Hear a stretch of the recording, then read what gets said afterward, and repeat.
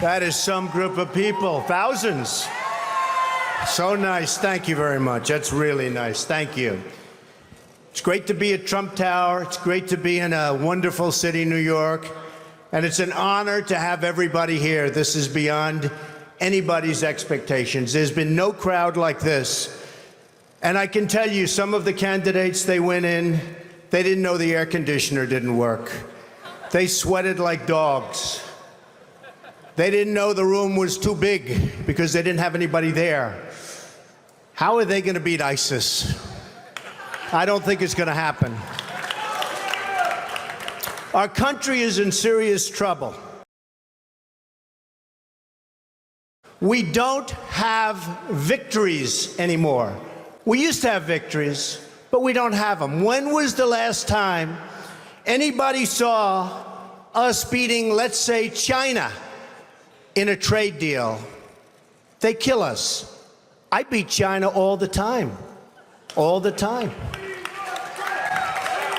When did we beat Japan at anything? They send their cars over by the millions. And what do? When was the last time you saw a Chevrolet in Tokyo? It doesn't exist, folks. They beat us all the time. When do we beat Mexico at the border? They're laughing at us, at our stupidity. The system's still broken. And to truly deal with this issue, Congress needs to act. And that moment is now. This week, the Senate will consider a common sense, bipartisan bill that is the best chance we've had in years to fix our broken immigration system.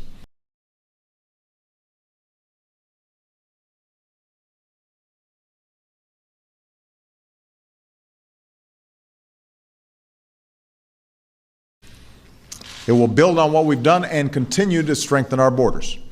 It will make sure that businesses and workers are all playing by the same set of rules. And it includes tough penalties for those who don't. It's fair for middle-class families by making sure that those who are brought into the system pay their fair share in taxes and for services.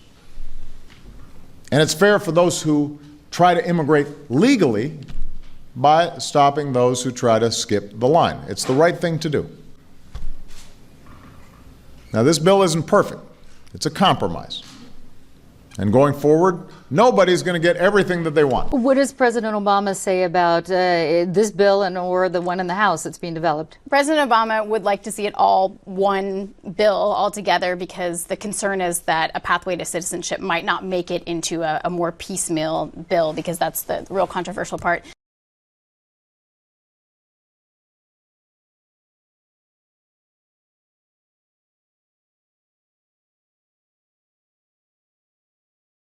But this is a bill that's largely consistent with the principles that I and the people on this stage have laid out for common sense reform. First of all, if passed, this bill would be the biggest commitment to border security in our nation's history. It would put another $6.5 billion on top of what we're already spending towards stronger, smarter security along our borders. It would increase criminal penalties against smugglers and traffickers. It would finally give every employer a reliable way to check that every person they're hiring is here legally.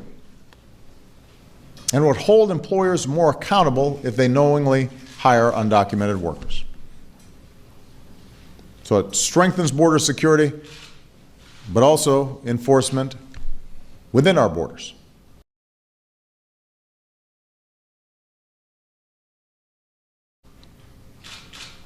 I know there's a lot of talk right now about border security, so let me repeat. Today, illegal crossings are near their lowest level in decades, and if passed, The Senate bill, as currently written and is hitting the floor, would put in place the toughest border enforcement plan that America has ever seen.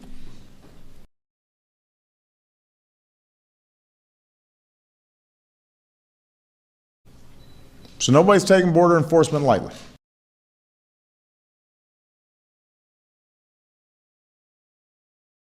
The U.S. has become a dumping ground for everybody else's problems. Thank you. It's true. And these are the best and the finest. When Mexico sends its people, they're not sending their best. They're not sending you. They're not sending you. They're sending people that have lots of problems, and they're bringing those problems with us. They're bringing drugs, they're bringing crime, they're rapists.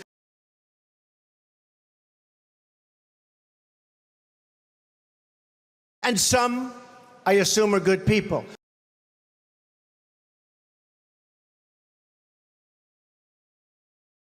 But I speak to border guards, and they tell us what we're getting. And it only makes common sense.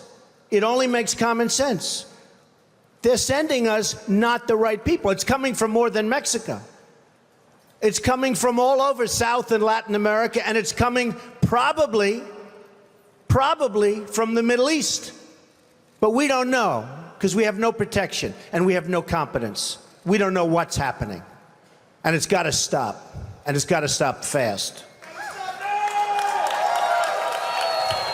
To the subject of immigration, and there is almost no issue that separates the two of you more than the issue of immigration. Actually, there are a lot of issues that separate the two of you. Mr. Trump, you want to build a wall. Secretary Clinton, you have offered no specific plan for how you want to secure our southern border. Mr. Trump, you are calling for major deportations. Secretary Clinton, you say that within your first 100 days as president, you're going to offer a package that includes a pathway to citizenship. Just answer the question, okay? Please don't play with me right now.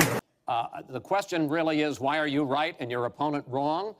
Mr. Trump, you go first in this segment. You have 2 minutes. Well, first of all, she wants to give amnesty, which is a disaster and very unfair to all of the people that are waiting in line for many, many years. We need strong borders. In the audience tonight, we have 4 mothers of, I mean, these are unbelievable people that I've gotten to know over a period of years whose children have been killed, brutally killed by people that came into the country illegally. You have thousands of mothers and fathers and relatives all over the country. They're coming in illegally. Drugs are pouring in through the border. We have no country if we have no border. Hillary wants to give amnesty. She wants to have open borders. The border secure, as you know, the Border Patrol agents, 16,500 plus ICE last week endorsed me. First time they've ever endorsed a candidate. It means their job is tougher, but they know what's going on. They know it better than anybody. They want strong borders. They feel we have to have strong borders. I was up in New Hampshire the other day. The biggest complaint they have, it's with all of the problems going on in the world, many of the problems caused by Hillary Clinton and by Barack Obama, all of the problems, their single biggest problem is heroin that pours across our southern borders, just pouring and destroying their youth. It's poisoning the blood of their youth and plenty of other people. We have to have strong borders. We have to keep the drugs out of our country. Right now, we're getting the drugs, they're getting the cash.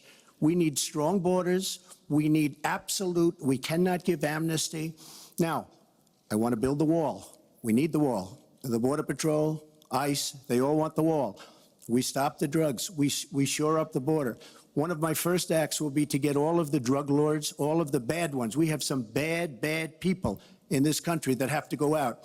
We're going to get them out. We're going to secure the border. And once the border is secured, at a later date, we'll make a determination as to the rest. But we have some bad hombres here, and we're going to get them out. Mr. Trump, thank you. Same question to you, Secretary Clinton. Basically, why are you right and Mr. Trump is wrong?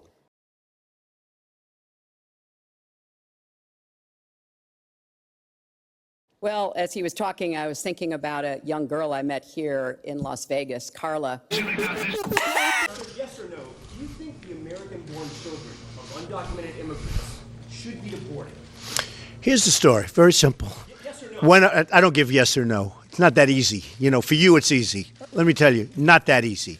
It's a horrible situation that we've placed ourselves in.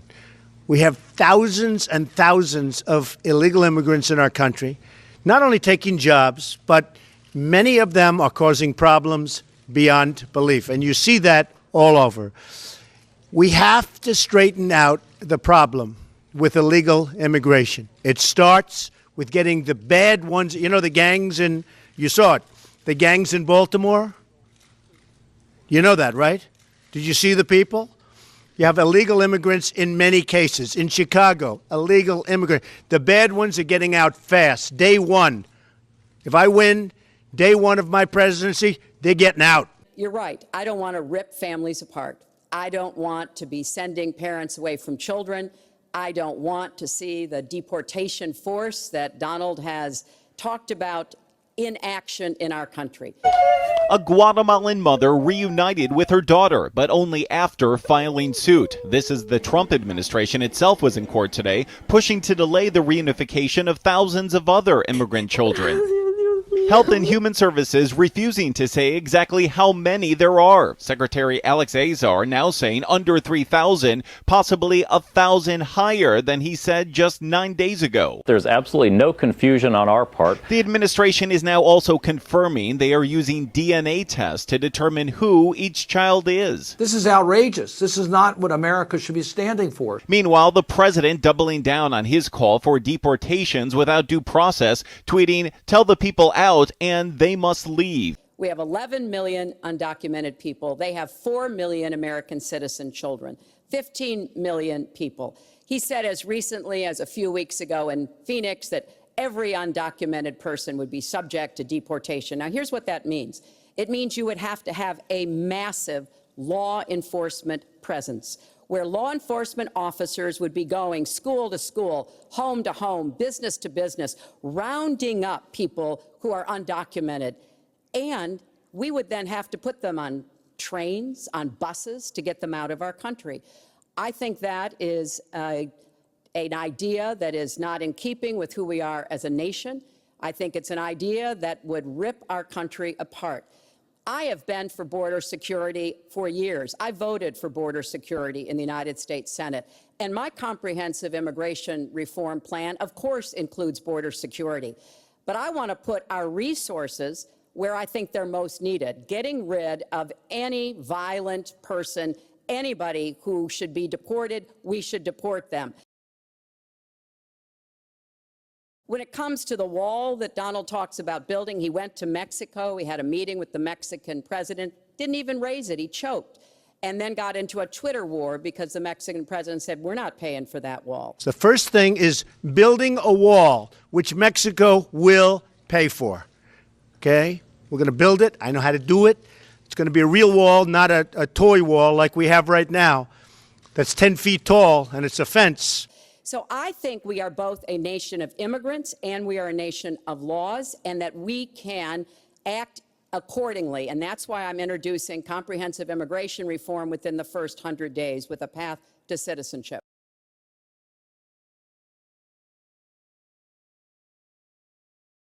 First of all, I had a very good meeting with the president of Mexico, very nice man. We will be doing very much better with Mexico on trade deals, believe me. The NAFTA deal signed by her husband is one of the worst deals ever made of any kind, signed by anybody. In a few moments, I will sign the North American Free Trade Act into law. NAFTA will tear down trade barriers between our three nations. It will create the world's largest trade zone and create 200,000 jobs in this country by 1995 alone. The environmental and labor side agreements negotiated by our administration will make this agreement a force for social progress as well as economic growth. Already the confidence we've displayed by ratifying NAFTA has begun to bear fruit. We're now making real progress toward a worldwide trade agreement so significant that it could make the material gains of NAFTA for our country look small by comparison.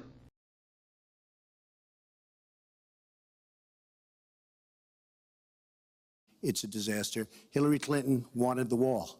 Hillary Clinton fought for the wall in 2006.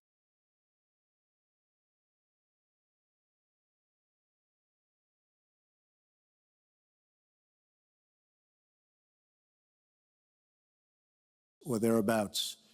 Now, she never gets anything done, so naturally the wall wasn't built.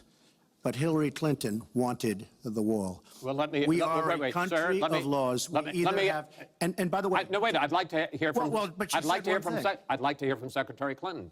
I voted for border security, and there are And a wall. there are some limited places where that was appropriate. There also is necessarily going to be new technology and how best to deploy that.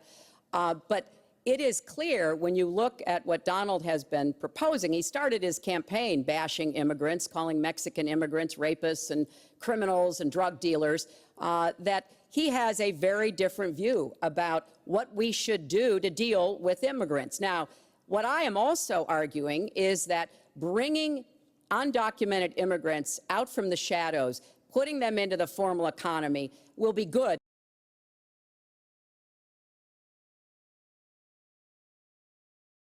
Because then employers can't exploit them and undercut Americans' wages. And Donald knows a lot about this. He used undocumented labor to build the Trump Tower.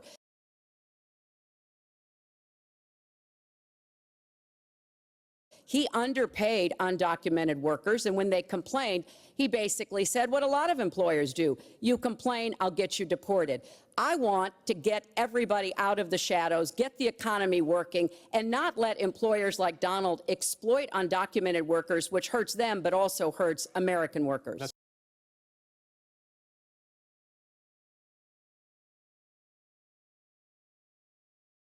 Trump. President Obama has moved millions of people out. Nobody knows about it. Nobody talks about it. But under Obama, millions of people have been moved out of this country. They've been deported.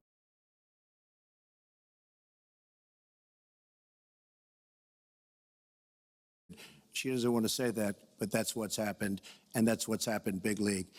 As far as moving these people out and moving, we either have a country or we don't. We're a country of laws. We either have a border or we don't. Now, you can come back in and you can become a citizen, but it's very unfair. We have millions of people that did it the right way. They're online, they're waiting. We're going to speed up the process, big league, because it's very inefficient.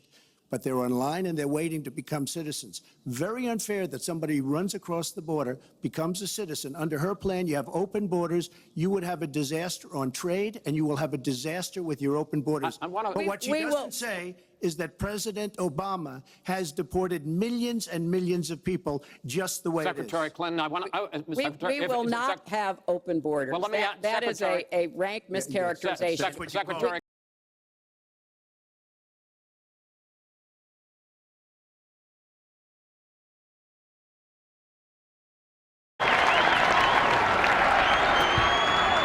Chief Justice Roberts, President Carter, President Clinton, President Bush, President Obama, fellow Americans, and people of the world, thank you.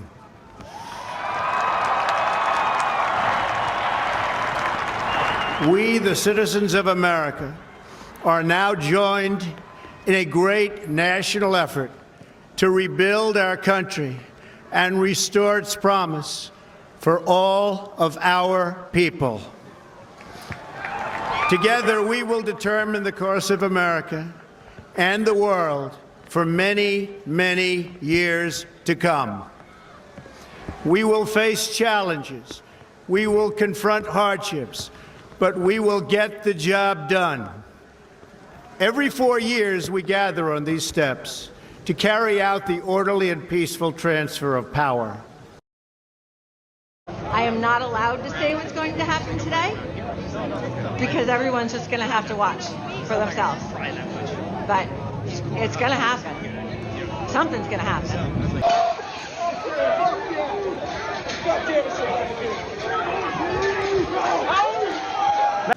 And we are grateful to President Obama and First Lady Michelle Obama for their gracious aid throughout this transition. What have you tried to impress on him about the job? The conversations have been cordial. He has been open to suggestions. And the main thing that I've tried to transmit is that there's a difference between governing and campaigning. With your support on November 5th, we will achieve success that no one can imagine. We will have the strongest economy, the most secure borders, the safest cities, the most powerful military, the best trade deals. We will dominate the frontiers of science, medicine, business, technology, and space. So that what he has to appreciate is, as soon as you walk into this office after you've been sworn in, you're now in charge of the largest organization on earth. You can't manage it the way you would manage a family business. You have to have a strong team around you. You have to have respect for institutions and the process to make good decisions, because you are inherently reliant on other folks. They have been magnificent. Thank you.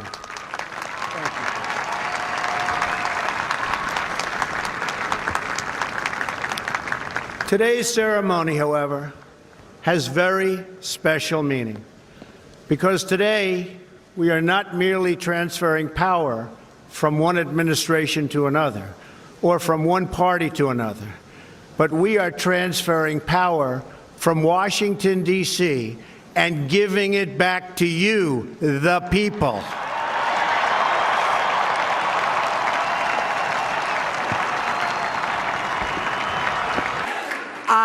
Last night, I congratulated Donald Trump and offered to work with him on behalf of our country.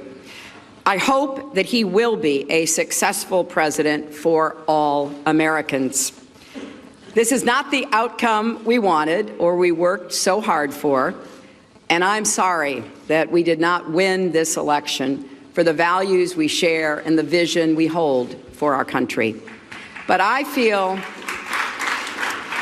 pride and gratitude for this wonderful campaign that we built together, this vast, diverse, creative, unruly, energized campaign. You represent the best of America, and being your candidate has been one of the greatest honors of my life. For too long, a small group in our nation's capital has reaped the rewards of government, while the people have borne the cost.